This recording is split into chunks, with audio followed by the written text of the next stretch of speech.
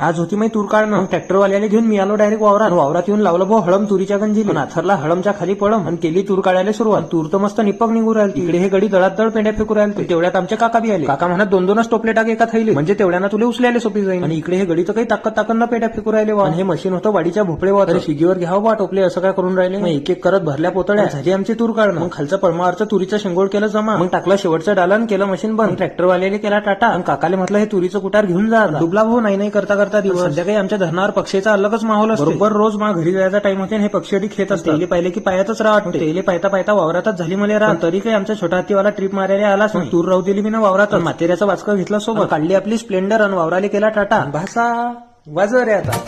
साथिया बेलिया कच्चे